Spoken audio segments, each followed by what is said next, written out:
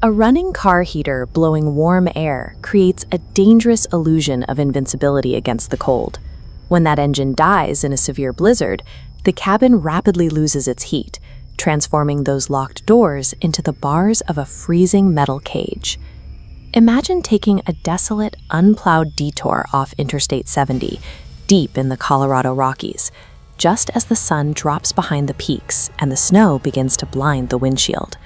Suddenly, the dashboard flickers and dies. The engine sputters to a halt. The heater immediately cuts out, and the howling wind begins violently battering the heavy chassis. Just as the freezing panic begins to set in, a pair of warm yellow headlights breaks through the whiteout, appearing right in your rearview mirror. The driver makes no move to help. The arriving truck stops 20 feet back, its engine shuts off, and for 10 agonizing minutes, the figure inside remains perfectly still. Then the headlights flash to high beams. Standing in the blinding glare, perfectly still, is the dark silhouette of a person, just watching. Over the roar of the wind, the slow, methodical crunch of heavy boots begins moving through the deep snow, circling out of the beam and toward the passenger side window. The handle clicks.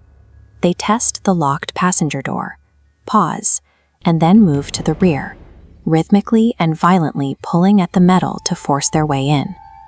With no power to drive away, the only option is gravity. Slipping the transmission into neutral, the car slowly, silently begins to roll backward down the sloped mountain pass, retreating into the pitch black. Looking back up the road, a flashlight beam suddenly clicks on, cutting through the snow to illuminate the empty, tire-tracked space where the car was sitting seconds before. A vehicle offers no true protection from the wilderness. Once the mechanics fail, the car acts as an anchor, holding you in place for whatever is waiting outside. A house offers a second ring of security, but the extreme physical distance of a rural winter is a double-edged sword. You are insulated from the world, but you are also entirely severed from help. Consider a 200-year-old stone cottage sitting completely isolated, miles from the nearest neighbor in the remote Scottish Highlands. This diagram shows the unprotected open distance between the main cottage and an isolated generator shed. In zero-visibility whiteouts, survival depends on a thick guide rope tethered from porch to shed, a physical lifeline keeping the resident from wandering into the freezing dark. Fighting through the blinding snow, the resident successfully reaches the shed, fires up the generator, and grabs the rope to begin the blind trek back toward the warm house. But halfway across the yard, the rope suddenly goes slack. The tension disappears instantly. Pulling the slack toward them, they find an end that has been cleanly sliced through with a sharp blade. Before the reality of the sabotage can register, a distinct, wet human cough cuts through the howling wind, coming from only a few feet away. Dropping the rope, the resident breaks into a blind, panicked sprint toward the cottage, slamming the heavy front door behind them and throwing the deadbolt.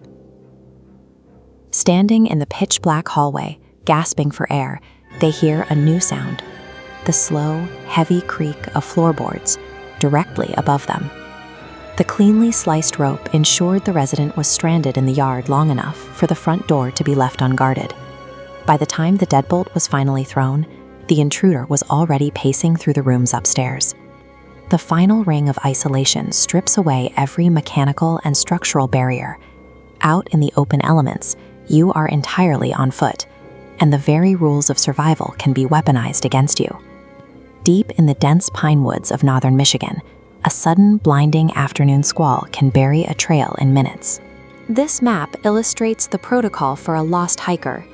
When you lose your bearings in a whiteout, locate your tracks and walk backward to safety. But as the hiker follows their trail, the tracks alter. The stride widens, morphing into unnaturally elongated, barefoot prints. These are no longer the tracks of a human in boots. These are massive, bare feet, pressing deeply into the freezing snow, leading directly back to the hiker. Then, a voice calls out from the swirling whiteout. It echoes through the pines, asking for help, using a voice that perfectly matches the hiker's own. The hiker drops to the ground, crawling into a narrow snow trench under a fallen pine log to hide from the mimic in the storm. Peering through dead branches, a pair of unnaturally long, pale bare legs walk slowly past. The creature's exposed skin seems immune to sub-zero temperatures. For hours, the hiker lies motionless in the trench, waiting in pure silence until the storm finally breaks and they can run for the tree line. Humanity does not rule the winter.